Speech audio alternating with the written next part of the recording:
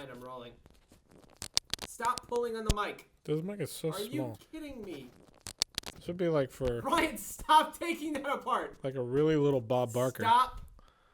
Josh. With the mic. Whatever Bob Barker says. Welcome to FilmRiot Mondays. Before we get into questions, I want to talk to you about a sale we got coming. This is our spring sale. And to talk about this awesome sale, I brought in my store manager, Amber. But why am I all the way back here? The sale is happening in June. I think okay. You okay? Do we need to start over? Are you okay? I think a gnat went up my nose.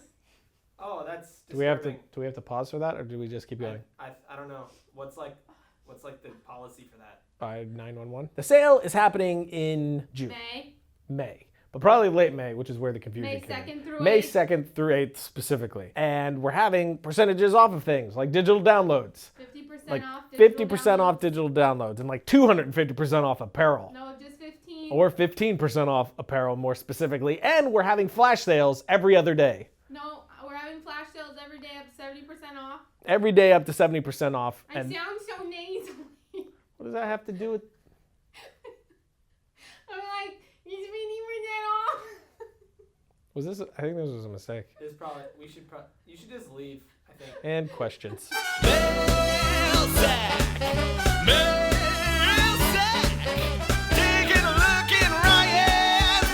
First question, what advice would you have for someone moving from a one-man band to hiring out a crew? That was a bit of a learning curve for me once I started working with a crew, and the main difficulty is getting outside of your own head. As a one-man band, you're very used to just seeing everything, internalizing everything, figuring it out, and then just doing it. When you're working with a crew, you can't do that. You have to get everyone else to be on the same page as you, to see your vision, and you need to collaborate with them.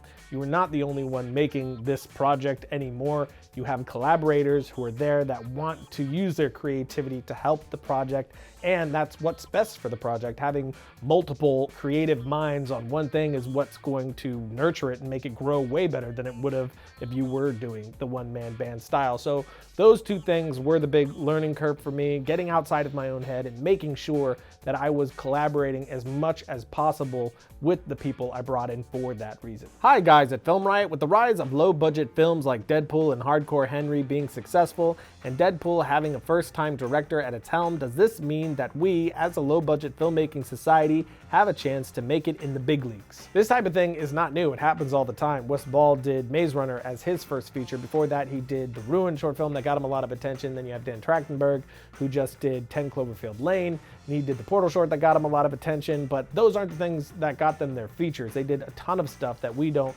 know that they did, like commercials or different viral videos for other movies, promoting them, and a lot of things inside of the system that help them get to where they are. Pitches, doing the studio meetings, there's a lot that goes into it for these people to get to the point that they're at. And when you talk about the director of Deadpool, this isn't some nobody from nowhere popping up on the outside looking in and making his first feature. You're talking about the guy that was heavily involved running Blur's studio, doing some incredible stuff before he ever got to Deadpool, and he's like 40 something years old. He's been at this a very long time.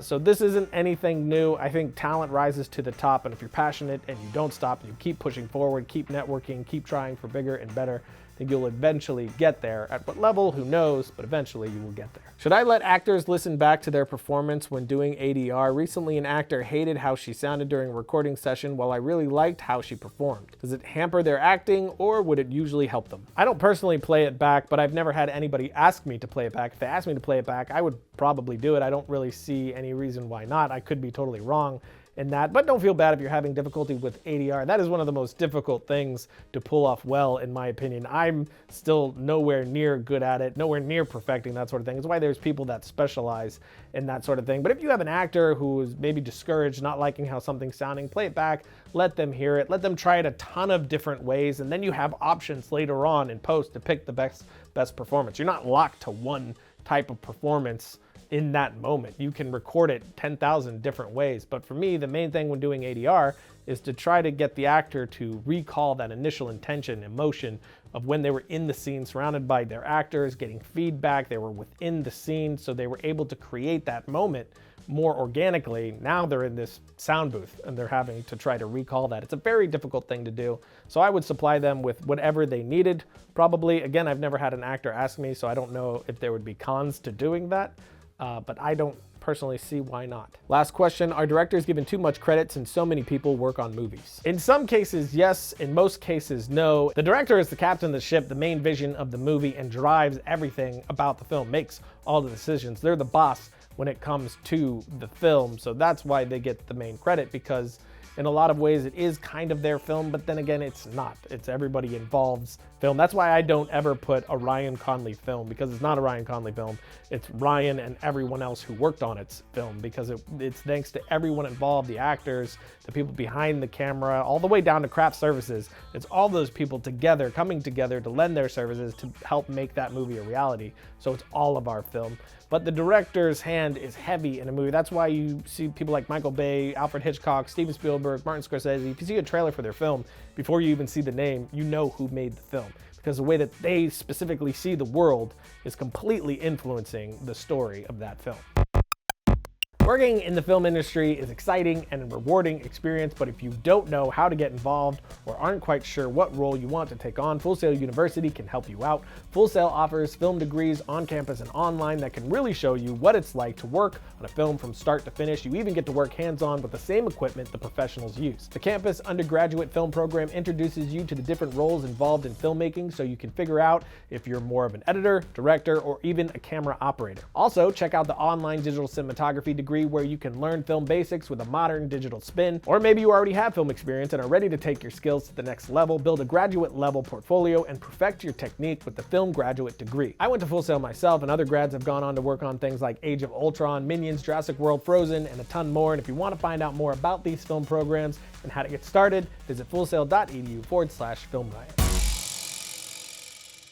Logo. That's it for today, which means it's time for my suggestion of the week. This one is a short film called Code 8. It's a sci-fi short.